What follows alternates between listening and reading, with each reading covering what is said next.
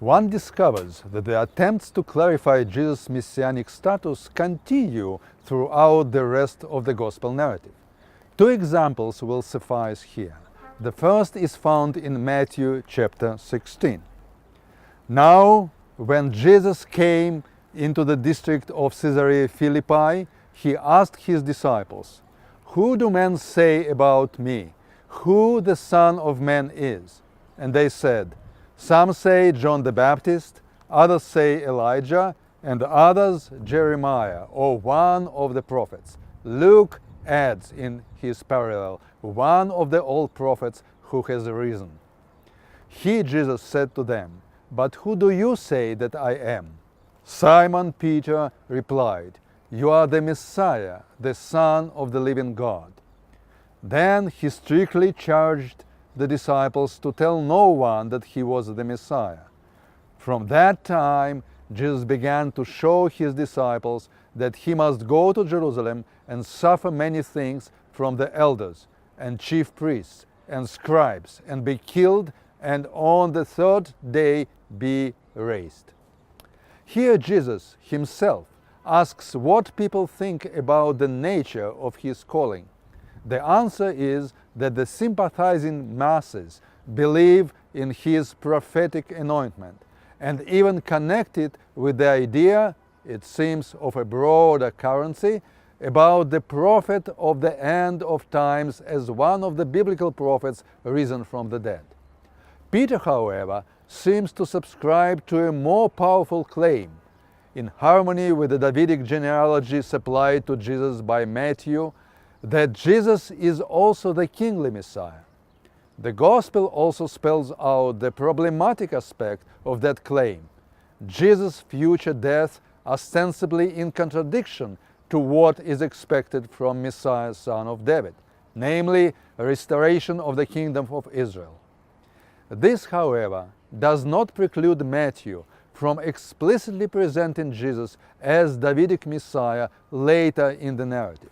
This is how Jesus' entry in Jerusalem, as it seems from the east, from the side of the Mount of Olives, where we are now, is described in Matthew chapter 21. And when they drew near to Jerusalem and came to Bethphage, to the Mount of Olives, then Jesus sent two disciples, saying to them, "Go into the village opposite you, and immediately you will find an ass tied and a colt with her.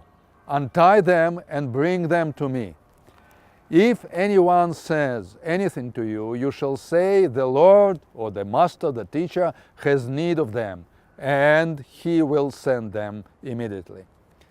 This took place to fulfill what was spoken by the prophet, saying, quote, "Tell the daughter of Zion, behold, your king is coming to you, humble and mounted on an ass, and on a colt, the foal of an ass." End of quote. The disciples went and did as Jesus had directed them, and he sat thereon, and the crowds that went before them and before him and that followed him shouted, "Hosanna to the Son of David! Blessed is he who comes in the name of the Lord! Hosanna in the highest!" And when he entered Jerusalem, all the city was stirred, saying, "Who is this?" And the crowd said, "This is the prophet Jesus from Nazareth of Galilee." And Jesus entered the temple of God and drove out all who sold and bought in the temple. And he overturned the tables of the money changers and the seats of those who sold pigeons.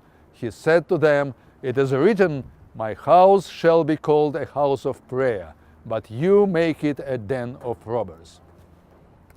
The passage opens with Jesus proclaimed to be the kingly messianic candidate by the friendly crowd at the entrance to Jerusalem.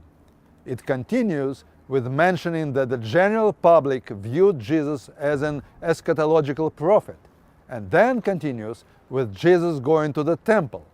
Thus, even if he is not explicitly declared to be the anointed priest, he is presented as a kingly Messiah who is ready to collaborate with the anointed of Aaron, who is officiating at the temple. Of course, everyone who has read the story knows that the affair ended in failure. But at least the gospel narrative depicts Jesus as one who was initially ready for a harmonious messianic cooperation with the priestly elite, a cooperation of the kind we have observed earlier in the Dead Sea Scrolls. All these examples highlight how deeply the outlook of those who developed the synoptic tradition was rooted in the land of Israel messianic beliefs, which this tradition adopts, reworks, and to which it reacts. Generally speaking, the tendency, unlike in the Dead Sea Scrolls, is not to leave a place for another messianic figure besides Jesus.